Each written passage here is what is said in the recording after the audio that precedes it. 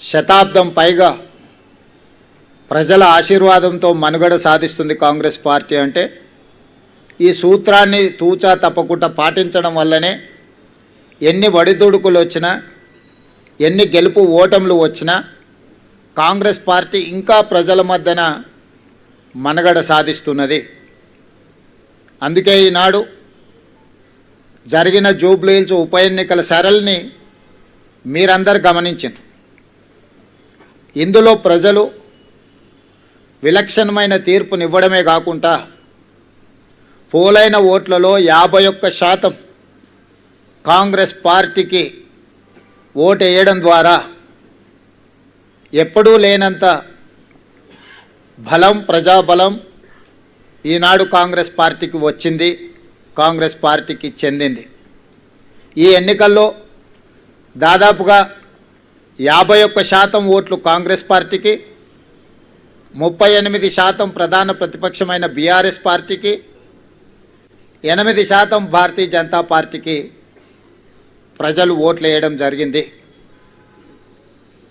దీని ద్వారా ఎవరి పాత్ర ఏంది, గత 2 సంవత్సరాల నుంచి ప్రజలు నిశితంగా గమనించి ఒక నిర్ణయానికి వచ్చి ఈనాడు ప్రజలు ఈ విధమైన తీర్పును ఇవ్వడం జరిగింది.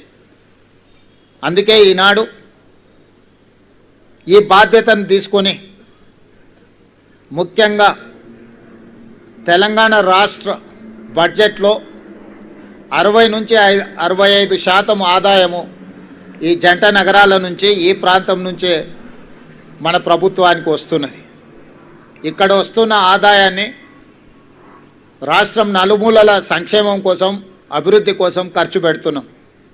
ఈ నగరాన్ని కాపాడుకోవడం, ఈ నగరాన్ని అభివృద్ధి చేసుకోవడం, ఈ నగరంలో నివసిస్తున్న ప్రజలకు మౌలిక వసతులను అభివృద్ధి చేయడం, ఉద్యోగ ఉపాధి అవకాశాలు పెరగడానికి అవసరమైన ప్రణాళికలు రచించడం అనే దాన్ని పూర్తి స్థాయిలో మా ప్రభుత్వం నిర్వహిస్తుంది.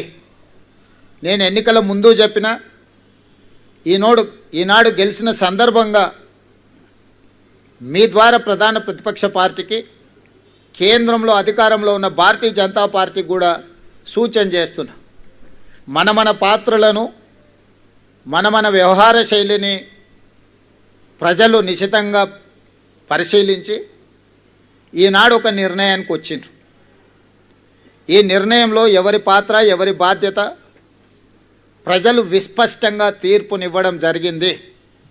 ఈ తీర్పును బాధ్యతగా తీసుకొని ఈ నగర అభివృద్ధి కోసం అవసరమైన, ఈ నగరాన్ని మహానగరంగా విస్తరించి ప్రపంచ స్థాయి పెట్టుబడులను ఆకర్షించి వివిధ జిల్లాలు, వివిధ రాష్ట్రాలు, వివిధ దేశాల నుంచి వచ్చే పెట్టుబడులను ఆకర్షించడమే కాకుండా ఉద్యోగ ఉపాధి అవకాశాలకు విస్తరించే విధంగా నగరాన్ని అభివృద్ధి చేయాలనుకుంటున్నాం.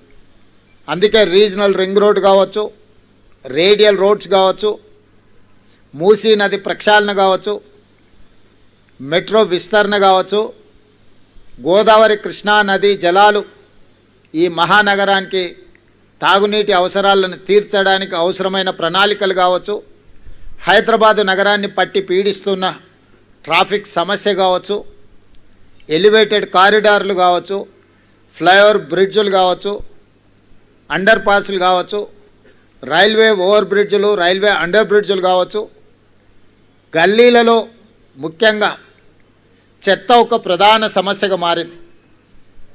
సిటీలో చెత్త ఎక్కడ పడితే అక్కడ దర్శనమిస్తున్నాయి. పారిశుద్ధ్య పనులలో సమస్యలను మేము పరిగణలోకి తీసుకుంటున్నాం. అదేవిధంగా చెరువులు, కుంటలు, నాలాల కబ్జాను తొలగించి నగరాన్ని సమస్యల రహిత నగరంగా తీర్చిదిద్దడానికి ఈరోజు ప్రణాళికలు సిద్ధం చేస్తున్నాము. వీటన్నిటికీ సంబంధించి ప్రధాన ప్రతిపక్షము బీఆర్ఎస్ సోషల్ మీడియాను, విష ప్రచారాన్ని, తప్పుడు వార్తలను, పెయిడ్ ఆర్టికల్స్ని, ఫేక్ సర్వేలను, వీటన్నిటి మీద ఆధారపడి ప్రభుత్వాన్ని అవహేళన చేయడము, అవమానించడము, అసహ్యకరమైన భాషలో దూషించడం లాంటి వార్తలను ప్రసారం చేసిండ్రు. వీటన్నిటి నేపథ్యంలో అది హైడ్రా కావచ్చు, ఈగల్ ఫోర్స్ కావచ్చు, ఈ సంస్థలు ప్రజలకు మేలు చేయడానికి మేము తీసుకొచ్చినాం. ఈ నగరం వేగంగా మత్తు, ముఖ్యంగా గంజాయి, డ్రగ్స్ విస్తరిస్తున్న సందర్భంలో వాటిని కఠినంగా అణిచివేయడానికి ఈగల్ ఫోర్స్ను తీసుకొచ్చినాం. కబ్జాలను, చెరువులను, కుంటలను, నాలాలను అడ్డగోలుగా ఆక్రమించుకొని కబ్జాలకు పాల్పడుతుంటే వాటిని తొలగించడానికి హైడ్రాను తీసుకొచ్చినాం.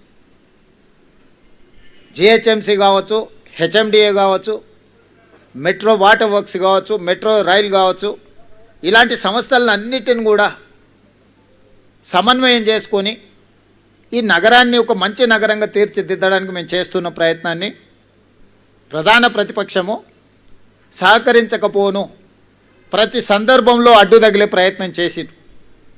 మూసీ ప్రక్షాళనకు సంబంధించి మూసీ ప్రాంతంలో నివసిస్తున్న వాళ్ళు ఎవరు అది అద్భుతంగా ఉంది అని అక్కడ ఉండడం లేదు. ఏ వసతి లేక, ఏ అవకాశాలు లేక మురికితో కూడుకున్న మూసీ పక్కన నివసిస్తున్నారు. వాళ్ళకు ఒక మంచి వసతులు ఏర్పాటు చేసి వాళ్ళకు ఉపాధి కల్పించి వాళ్ళ జీవన ప్రమాణాలు పెంచి వాళ్ళ పిల్లలకు ఒక మంచి చదువులు, వాళ్ళకు ఒక మంచి వైద్యాన్ని, వాళ్ళకు ఉపాధిని కల్పించాలని చెప్పి మా ప్రభుత్వం చేస్తున్న ప్రయత్నాలను ప్రతి నిమిషం ప్రతి క్షణం అడ్డు తగిలి అన్ని రకాలుగా వీటన్నిటిని అడ్డుకునే ప్రయత్నం చేసిండ్రు. అదేవిధంగా కేంద్రం నుంచి తీసుకురావాల్సిన